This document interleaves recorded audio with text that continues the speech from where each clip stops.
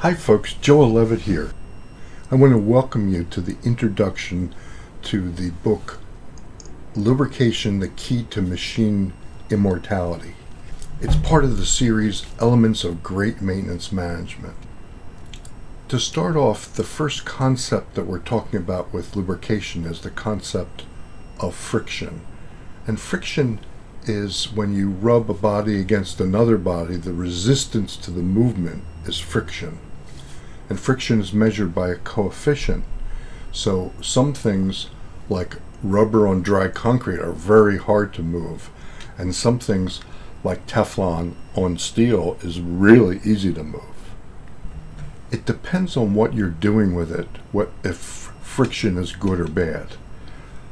Bad friction is friction in bearings that create heat. Good friction is the friction in tires that makes the tires move the car, or bolts when you tighten a bolt. Bunch of other things in our world would not work without good friction. Bad friction is another story.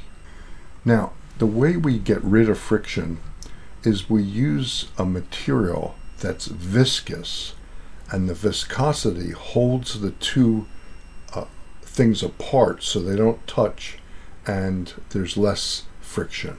So one body floats over another one. So that's viscosity, a very important concept in lubricants. The second is polarity, and that is that the molecules of oil don't have a plus or minus or a north and south pole, so they don't clump up to each other and hold on and make it so that they can't move easily by each other. So lubricants are non-polar so that they can, move easily. Now, the result of less friction is equipment is more reliable, and the reason it's more reliable is that it's quieter, cooler, cleaner, more energy efficient. So, the machine is happier. Note here, steel on steel has a coefficient of 0.6. Steel on steel with oil between them is 0.05, so it's 10 times more friction when you don't have lubricant. Now, oil does other things. Oil may remove dirt from a system. It may also remove heat from a system. So what we do is we pump the oil through a filter to get the dirt out, and through a heat exchanger to get the heat out, so we can return cooled, clean oil to the system. Now, your diagnostic question is always, is the lubricant doing those things, reducing friction, removing heat, and getting cleaned? Good lubrication goes bad. Water, dirt, the wrong lubricant, cross-contamination between lubricants, under-lubrication, over-lubrication, leakage. So all these things will contribute to lubricants that's just not working. Now, what can you do? First thing is to get with your bosses and convince them, maybe over time, that what you need for good lubrication is clear instructions, explicit instructions, lubrication storage areas that are clean, adequate, material handling equipment large enough and well lighted. Now, what you can do when you lubricate, first always clean before you lubricate. Are lubricant containers always capped, and are they always used for the same lubricant each time? And are they adequately labeled?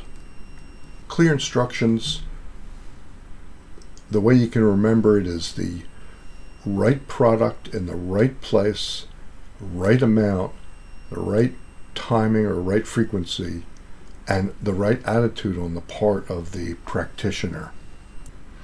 Now, explicit versus implicit PM is in some industries, the PMs are kind of implicit because they're assuming that the practitioners have long experience. So they may say, just PM the compressor or lubricate the compressor without anything else, and the person would be expected to know that, the details. Explicit PM is where you give the person all the details they need to do the job correctly the first time.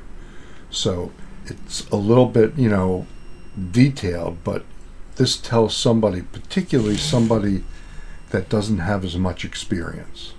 Always clean before you lubricate, because you don't want to inject dirt into the bearing by pushing whatever's on the fitting into the bearing. Make sure your containers are capped, no open containers. Are they used for the same lubricant, and are they labeled? This is awesome lubrication area. Make sure it has good size, lighting, material handling equipment for what you're using it for. Now remember the 3 rules of maintenance or laws of maintenance. Don't forget. If it moves and it's supposed to move, lubricate it.